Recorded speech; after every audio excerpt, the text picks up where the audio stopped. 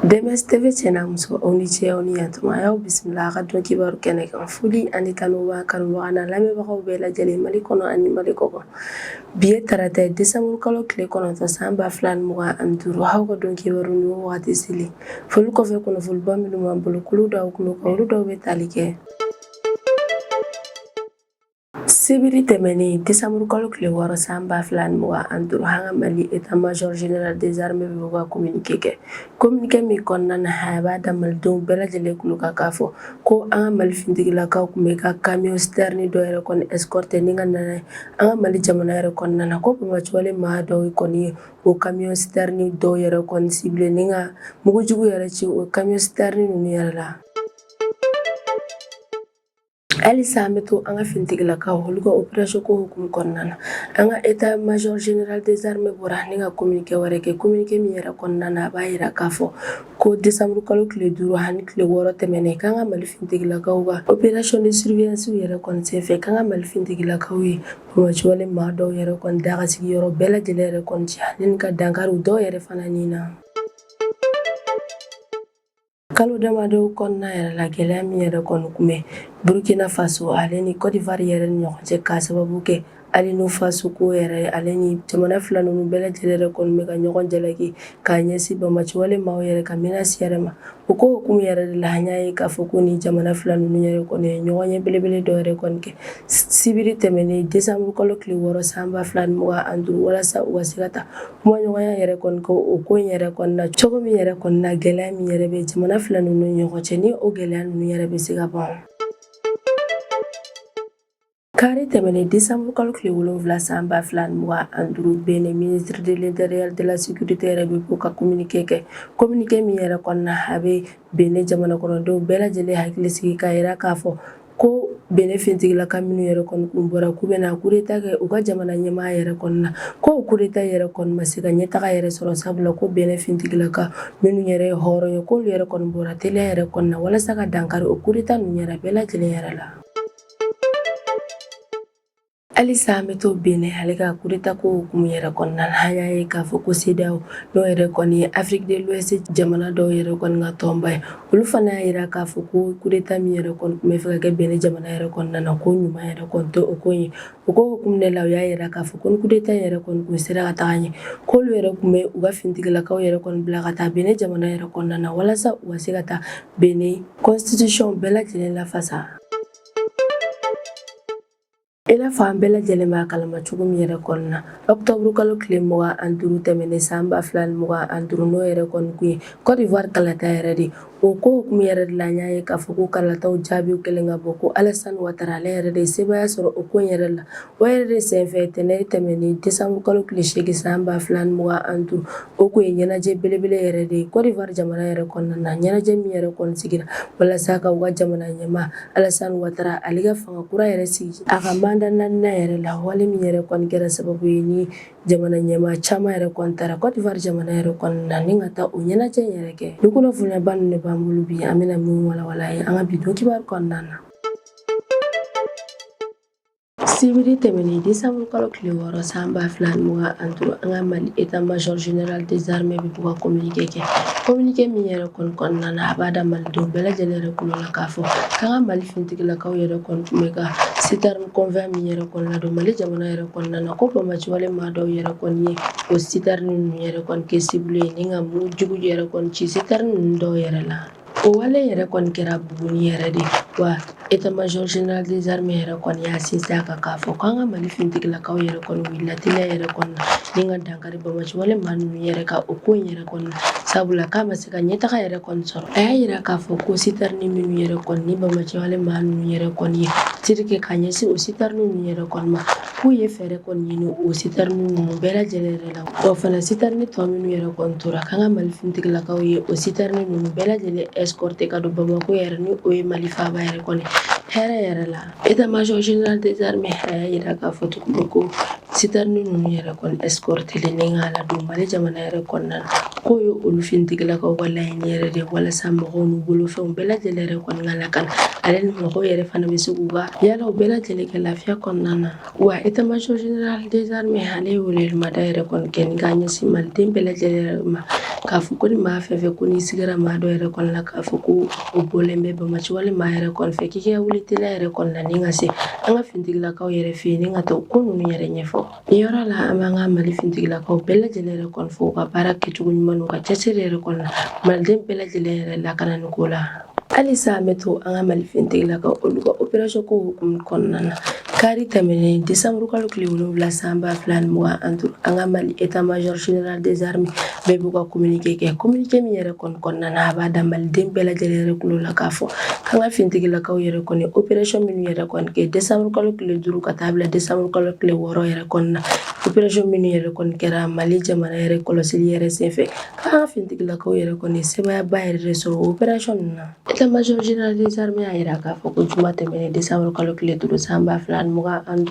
ko yɛrɛ kɔni kun ye lakɔlɔsiliba yɛrɛ de an ka Mali fintigilakaw yɛrɛ fɛ ani u ka sanfɛ kɛlɛkɛminɛnw yɛrɛ ka ɲininiw yɛrɛ kɔnɔna na Mali tancew yɛrɛ kɔnɔna u ko hukumu de la a y'a yira k'a fɔ ko maaw poste de sécurité de police yɛrɛ la ni o yɛrɛ bɛ yɔrɔ so cercle yɛrɛ de kɔnɔna na ni a bɛ Kucala région yɛrɛ de kɔnɔna na ko Bamaci wale maa dɔ yɛrɛ de kɔni kun bɛ fɛ k'u dogo ka don jamana yɛrɛ kɔnɔna na o waati kɛlen yɛrɛ kɔni de la an ka fintigilakaw yɛrɛ kɔni ka kɔlɔsiliw yɛrɛ senfɛ ni olu ye Bamaci wale maa ninnu yɛrɛ ni u ka sɔrɔ ka dankari o Bamaci wale maa ninnu yɛrɛ kɔni donni na an ka jamana yɛrɛ kɔnɔna na ani ka o yɔrɔ ninnu bɛɛ lajɛlen yɛrɛ fana lakɔlɔsi ka ɲɛ. Ko opération kelen yɛrɛ de kɔni senfɛ an ka Mali fintigilakaw yɛrɛ ka sanfɛ kɛlɛkɛlaw yɛrɛ kɔni tugura Bamaci wale maa ninnu yɛrɛ kɔni ka taa a lajɛ u bɛ ka boli ka taa u kunda yɔrɔ min yɛrɛ kɔni na u kɛlen ka tugu u yɛrɛ kɔ kɔni u taara sɔrɔ ko Bamaci wale maa ninnu yɛrɛ kɔni dagasigi yɔrɔ dɔ de bɛ yɔrɔ dɔ yɛrɛ kɔni na wagati kelen yɛrɛ kɔni na an ka Mali fintigilakaw ye opération juguba yɛrɛ kɔni kɛ ni k'a ɲɛsin u dagasigi yɔrɔ ninnu bɛɛ lajɛlen yɛrɛ kɔni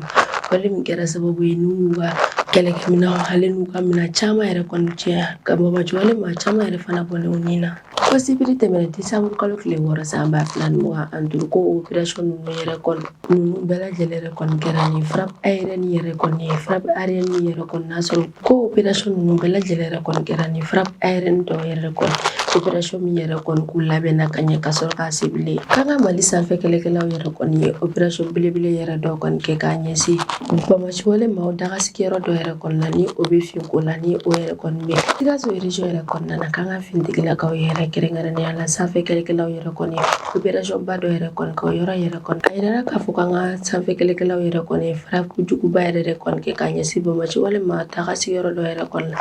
min yɛrɛ kɔni kun bɛ Fɛnkolon ni a bɛ Sikaso SYNFA yɛrɛ de la wale min yɛrɛ kɔni kɛra sababu ye ni ka Bamaci wale maa ninnu ka o dagasigiyɔrɔ bɛɛ lajɛlen yɛrɛ kɔni cɛ ani u bololaminɛn caman yɛrɛ fana tiɲɛna. O don kelen yɛrɛ fana la k'an ka fintigilakaw ye opération belebele dɔ yɛrɛ ka fana kɛ k'a ɲɛsin Bamaci wale maaw fana dagasigiyɔrɔ dɔ yɛrɛ la min yɛrɛ bɛ dans des réseaux localité yɛrɛ de la yɔrɔ min yɛrɛ kɔni man jan kosɛbɛ Burkina Faso ale dancɛw yɛrɛ la Giri secteur yɛrɛ la kɛrɛnkɛrɛnnenya la Loadi Sheriff ale Sudiyanfa yɛrɛ la ko o yɔrɔ yɛrɛ kɔni na sibiri don yɛrɛ fana k'an ka fintigilakaw ye opération belebele yɛrɛ kɔni kɛ sabula ko Bamaci wale maa dɔw yɛrɛ kɔni kun bɛ k'u dogo yirisiw yɛrɛ jukɔrɔ an ka fintigilakaw yɛrɛ kɔni ye olu localiser ni ka frappe jugu yɛrɛ kɔni kɛ k'a ɲɛsin u ma ni u bɛɛ lajɛlen yɛrɛ bɔlen u ni na. État-major général des armées ale bɛ sigi ko kura ni ka an ka fintigilakaw olu ka cɛsiri n'u ka baara kɛcogo ɲumanw yɛrɛ yira a y'a yira k'a fɔ ko Mali fintigilakaw yɛrɛ kɔni bɛ Mali jamana yɛrɛ kɔnɔna na ni ka malidenw bɛɛ lajɛlen lakana n'u bolofɛnw o fana k'u bɛ baara yɛrɛ kɛ gɛlɛyaw yɛrɛ kɔnɔna na walasa ka malidenw bɛɛ lajɛlen yɛrɛ lakana ka dakari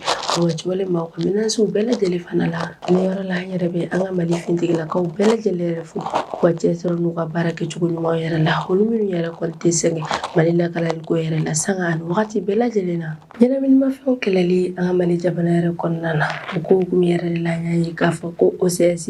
ni o ye office central des stupéfiants o maa ninnu yɛrɛ kɔni ka opération yɛrɛ kɔni senfɛ o sera ka opération ba dɔ yɛrɛ kɛ an ka Bamako yɛrɛ kɔnɔna na min yɛrɛ kɔni kɛra sababu ye ni office central des stupéfiants maa ninnu yɛrɛ kɔni sera k'u tɛgɛ da kusi kilo 51 ani buruburu yɛrɛ kɔni k'ale ni tramadol comprimé ba 5 yɛrɛ de kan ne ni bɛɛ lajɛlen yɛrɛ kɔni bɛ se ka na ni gɛlɛyaw yɛrɛ de hadamadenw ka kɛnɛyako yɛrɛ la Bamako OCS maaw ye opération belebele minnu yɛrɛ kɔni kɛ ni wagati laban yɛrɛ kɔnɔna na olu dɔw yɛrɛ bɛ tali kɛ kari tɛmɛnen décembre kalo tile 7 san 2025 an ka Bamako OCS ma minnu yɛrɛ sigilen bɛ yiriturati yɛrɛ la ni o ɲɛmaa yɛrɛ bɛ Capitaine Denba Tunkara yɛrɛ de bolo. Ale y'a yira k'a fɔ k'olu ka ɲininiw yɛrɛ kɔni senfɛ min yɛrɛ kɛra Bako Jikɔrɔni Golf yɛrɛ la ko o ko yɛrɛ de senfɛ n'u sera ka o tɛgɛ da kamalen maa 5 yɛrɛ kɔni ka minnu yɛrɛ kɔni tun bɛ ka sisaw yɛrɛ de min sisa yɛrɛ fana kɔnɔna na ko ɲɛnaminimafɛnw fo ka taa se fura dɔw yɛrɛ kɔni ma minnu yɛrɛ kɔni ma yamaruya k'olu bɛɛ lajɛlen de ɲagaminen tun bɛ sisa yɛrɛ kɔnɔna na. Nin b'a yira k'a fɔ ko OCS maaw yɛrɛ kɔni jantolenba yɛrɛ de b'u ka baaraw yɛrɛ la wa fana k'u bɛ yaala jamamayɔrɔw yɛrɛ de la walasa u bɛ se ka taa lajɛ n'a sɔrɔ ni maa dɔw yɛrɛ kɔni bɛ ni minnu yɛrɛ fana tɛ ɲɛnaminimafɛnw feere walima ka ɲɛnaminimafɛnw yɛrɛ ta. Ko décembre kalo tile 3 tɛmɛnen san 2025 ko OCS maa dɔw yɛrɛ fana opération belebele yɛrɛ dɔ kɛ opération min yɛrɛ ɲɛmaaya tun bɛ contrôleur principal de police ni o ye Darama Keyita yɛrɛ de k'a ɲɛmaaya tun bɛ ale yɛrɛ de bolo u ka opération ninnu yɛrɛ kɔni senfɛ u sera k'u tɛgɛ da ɲɛnaminimafɛn caman fo ka taa se fura dɔw yɛrɛ fana ma minnu yɛrɛ kɔni yamaruyalen fosi yɛrɛ tɛ u y'olu caman yɛrɛ kɔni minɛ Bamakɔ quartier caman yɛrɛ fana la. Ko Darama Keyita ale n'a ka cɛdenw ka opération yɛrɛ de kɔni senfɛ n'u tagara Bamakɔ suguba yɛrɛ kɔnɔ k'u kun ye cɛ dɔ yɛrɛ kɔni minɛ ni tramadol comprimé 5 yɛrɛ de tun bɛ o cɛ in yɛrɛ kɔni bolo. Ni tramadol yɛrɛ kɔni ye furakisɛ ye n'a tun bɛ labaara an ka dɔgɔtɔrɔw yɛrɛ de fɛ nka sisan an ka sifinnaka caman yɛrɛ kɔni b'a ta ni ka u yɛrɛ suuna yɛrɛ ko pour ka bugu fana la k'u ka opération dɔw yɛrɛ fana senfɛ k'u ye dɔ fana minɛ o yɔrɔ yɛrɛ kɔnɔ ni produit pharmaceutique contrefait yɛrɛ kɔni kun b'u bolo ni o ye furakisɛ dɔw ye ni minnu yɛrɛ ma yamaruya ko o kilo 1 ani dɔ yɛrɛ de kɔni kun b'o cɛ in yɛrɛ bolo. Sɛbɛnni kɔrɔ fara k'u ye maa dɔ yɛrɛ kɔni minɛ sigasigana maa de y'ale ye k'u ye kusi kilo 51 kɔ yɛrɛ de kɔni minɛ o cɛ in yɛrɛ fana la kusi n'ale yɛrɛ fana ye ɲɛnaminimafɛn dɔ yɛrɛ de min yɛrɛ fana fanga ka bon kosɛbɛ n'a bɛ ka labaara kosɛbɛ an ka jamana yɛrɛ kɔnɔna na kɛrɛnkɛrɛnnenya la an ka sifinnakaw yɛrɛ. Nin wale yɛrɛ kɔni bɛ OCS maaw yɛrɛ ka cɛsiri yɛrɛ de yira ɲɛnaminimafɛn kɛlɛliko yɛrɛ la an ka jamana yɛrɛ kɔnɔna na o fana u bɛ k'u se k'olu bɛɛ lajɛlen de kɛ walasa lakana yɛrɛ de sabati an ka jamana yɛrɛ kɔnɔna na ani jamana kɔnɔdenw ka kɛnɛyako yɛrɛ fana sabati. Sisan an bɛ tɛmɛ ni an ka jamana ko ka kibaru yɛrɛ kalo damadama kɔnɔna yɛrɛ kɔni gɛlɛya min yɛrɛ kun bɛ Burkina Faso ale ni Côte d'Ivoire yɛrɛ kɔni cɛ k'a sababu kɛ hali n'u faso ale ka ko fo ka taa se ni jamana fila ninnu yɛrɛ bɛɛ lajɛlen yɛrɛ kɔni bɛ ka ɲɔgɔn jalaki Bamaci wale maaw yɛrɛ ka minɛnsi la ko hukumu yɛrɛ de la an y'a ye k'a fɔ ko sibiri tɛmɛnen décembre kalo tile 6 san 2025 Burkina Faso ani Côte d'Ivoire yɛrɛ kɔni ye dialogue ministériel yɛrɛ de kɔni kɛ Burkina Faso faaba yɛrɛ la ni o ye Ouagadougou yɛrɛ o dialogue ministériel yɛrɛ kɔni sigi kun ye walasa jamana fila ninnu yɛrɛ kɔni ka kuma o situation yɛrɛ la wale min yɛrɛ kɔni fɔra kosɛbɛ jamana kɔnɔdenw yɛrɛ bolo sabula k'a bɛna kɛ sababu ye ni ka jamana fila ninnu ka gɛlɛya ninnu ni ka dankari o gɛlɛya ninnu bɛɛ lajɛlen na. Côte d'Ivoire ministre délégué ni o tɔgɔ de ye ko Adama Dosso ale yɛrɛ bisimilala Burkina Faso ministre des affaires étrangères yɛrɛ fɛ walasa u bɛ se ka taa kumaɲɔgɔnya yɛrɛ kɔni kɛ walasa jamana fila ninnu yɛrɛ bɛ se ka bɛn. Ivoire ale taara Burkina Faso jamana yɛrɛ kɔnɔna na wagati min yɛrɛ kɔnɔna ni ka taa kumaɲɔgɔnyaw yɛrɛ kɔni kɛ o y'a sɔrɔ gɛlɛyaba yɛrɛ de bɛ ni jamana fila ninnu yɛrɛ cɛ k'a sababu kɛ u ka affaire dɔw yɛrɛ ye. U ka kumaɲɔgɔnya ninnu yɛrɛ kɔnɔna na jamana fila ninnu yɛrɛ kɔni ye hakilinajigi yɛrɛ kɔni kɛ wale min yɛrɛ kɔni kɛra sababu ni ka gɛlɛya yɛrɛ bila u ni ɲɔgɔn cɛ o kumaw yɛrɛ kan wa jamana fila ninnu bɛɛ lajɛlen kɔni ka laɲini kun ye kelen n'o de ye ka dɔ yɛrɛ kɔni fara u ka danaya yɛrɛ kan u ka jamana kɔnɔdenw ka intérêt yɛrɛ kama. Adama Dosso hali y'a yira k'a fɔ ko Côte d'Ivoire ale ni Burkina Faso bɛɛ lajɛlen yɛrɛ kɔni bɛ jate i n'a fɔ jamana kelen de wa fana ko wale min yɛrɛ kɔni tɛmɛna jamana fila ninnu ɲɔgɔn cɛ k'o k'o kɛ ji bɔnɛ yɛrɛ k'o kɛ kɔfɛko yɛrɛ de ye. Min ye Jean-Marie Traoré yɛrɛ kɔni ale ye badenya foli yɛrɛ kɔni kɛ u ka jamana ɲɛma le capitaine Ibrahim Traoré yɛrɛ tɔgɔ la wa a bɛ wele bila u ma k'a fɔ k'u ka caman yɛrɛ kɔni fara u ka cɛsiriw yɛrɛ kɔni kan walasa u ka jɛɲɔgɔnyaw yɛrɛ kɔni bɛ se ka sinsin. Jamana fila ninnu ka sigi ka kumaɲɔgɔnyaw yɛrɛ kɔni kɛ u ni ɲɔgɔn cɛ o ye taamasiyɛn belebele yɛrɛ de min b'a yira k'a fɔ ko Burkina ale ni Côte d'Ivoire yɛrɛ kɔni bɛ fɛ ka don ɲɔgɔn na de. Ko hali n'a sɔrɔ wagati tɛmɛnen ninnu yɛrɛ kɔnɔna jamana fila ninnu yɛrɛ kɔni kun ye ɲɔgɔn jalaki ko dɔw yɛrɛ kɔnɔna ko bɛɛ n'a ta o ta ni jamana fila ninnu yɛrɛ bɛɛ lajɛlen yɛrɛ kɔni sɔnna fɛn kelen yɛrɛ kɔni ni o de ye bɛn ye ani ko ka tagaɲɛ kuraw yɛrɛ de kɔni ɲini ka kɔfɛko yɛrɛ bɛɛ lajɛlen yɛrɛ tɔ kɔfɛ. Kari tɛmɛnen décembre kalo tile 7 san 2025 i n'a fɔ an ma dɔn an si yɛrɛ kɔnɔna Benin jamana yɛrɛ kɔnɔna na Benin fintigilaka dɔw yɛrɛ kɔni kun y'a laɲini k'a fɔ k'olu yɛrɛ bɛna coup d'état kɛ Benin jamana ɲɛmaa yɛrɛ kɔnɔna ni o coup d'état yɛrɛ kɔni ma se ka ɲɛtaga yɛrɛ de kɔni sɔrɔ o hukumu yɛrɛ de la Benin ministre de l'intérieur et de la sécurité ni o ye Seydou Alassane yɛrɛ ale ye communiqué dɔ yɛrɛ kɔni kɛ min na a bɛ hakilinasigi kuma yɛrɛ kɔni fɔ Benin jamana kɔnɔdenw bɛɛ lajɛlen yɛrɛ kɔni ye k'u k'u hakili sigi sabula a y'a yira Benin jamana kɔnɔdenw bɛɛ lajɛlen yɛrɛ la k'a fɔ ko coup d'état min yɛrɛ kɔni tun bɛ fɛ ka kɛ Benin finitigilaka dɔw yɛrɛ kɔni fɛ walasa ka Benin jamana ɲɛmaa ale ka fanga yɛrɛ kɔni dafiri ko coup d'état yɛrɛ kɔni ma se ka ɲɛtaga yɛrɛ kɔni sɔrɔ sabula ko Benin finitigilaka hɔrɔnmaw minnu yɛrɛ kɔni b'u ka jamana yɛrɛ kɔni fɛ k'olu wulila teliya yɛrɛ kɔni na ni ka dankari o finitigilaka ninnu yɛrɛ kɔni ka fanga b'i yɛrɛ la. Wa a b'a da Benin jamana kɔnɔden bɛɛ lajɛlen yɛrɛ kulo la k'a fɔ ko jamana kɔnɔdenw k'u hakili sigi wa fana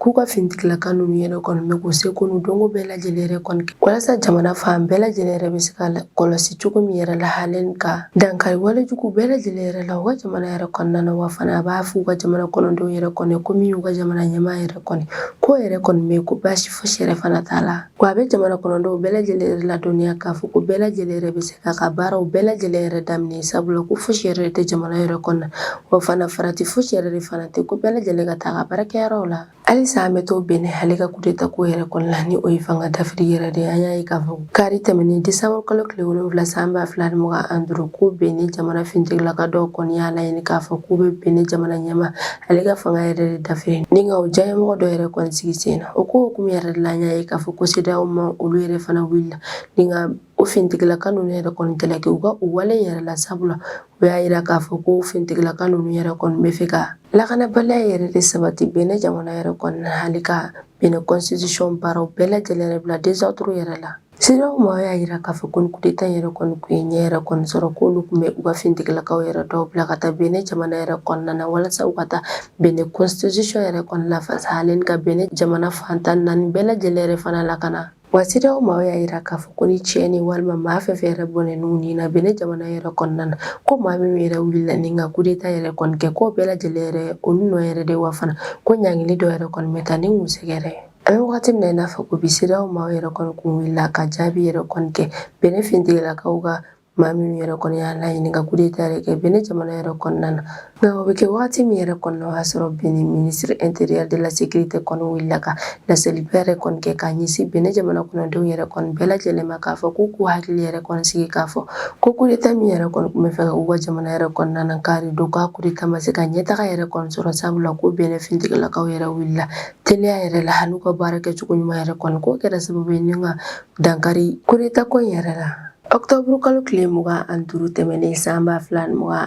n'o yɛrɛ kɔni kun ye kalata belebele yɛrɛ de Côte d'Ivoire jamana yɛrɛ kɔnɔna na o kalata yɛrɛ de senfɛ an y'a ye k'a fɔ ko min yɛrɛ ye Alassane Ouattara yɛrɛ k'ale yɛrɛ de sɛbɛya sɔrɔ o kalata yɛrɛ la o ko hukumu yɛrɛ de la an y'a ye k'a fɔ ko tɛnɛ tɛmɛnen décembre kalo tile 8 san 2025 ko Côte d'Ivoire jamana kɔnɔdenw yɛrɛ kɔni ye ɲɛnajɛba dɔ yɛrɛ kɔni kɛ ɲɛnajɛ min yɛrɛ kɔni sigira walasa ka Alassane Ouattara ale sigi Côte d'Ivoire fanga yɛrɛ la ko ni ɲɛnajɛ min yɛrɛ kɔni sigira Côte d'Ivoire jamana yɛrɛ kɔnɔna na k'o ye wagati ba yɛrɛ de ye Côte d'Ivoire jamana kɔnɔdenw ka hadamadenya yɛrɛ la o fana ko wagati ba yɛrɛ de fana don Côte d'Ivoire jamana kɔnɔdenw yɛrɛ k'u ka ŋaniya ɲumanya yɛrɛ yira ka ɲɛsin u ka siniɲɛsigi yɛrɛ fana ma ko ɲɛnajɛkɛyɔrɔ yɛrɛ kɔnɔna ko jamana ɲɛmaa 12 yɛrɛ kɔni kun bɛ hali ni maaba caman yɛrɛ de kɔni kun o ɲɛnajɛkɛyɔrɔ yɛrɛ la o b'a yira k'a fɔ ko nafaba yɛrɛ de bɛ Côte d'Ivoire la kɛrɛfɛ jamanaw yɛrɛ bolo ko ɲɛnajɛkɛyɔrɔ yɛrɛ fana la ko Côte d'Ivoire fanga sɛnɛmatɔ maa camanba yɛrɛ de kɔni bɛ ko b'a yira k'a fɔ ko bɛɛ yɛrɛ de bɛ Côte d'Ivoire politique ko yɛrɛ la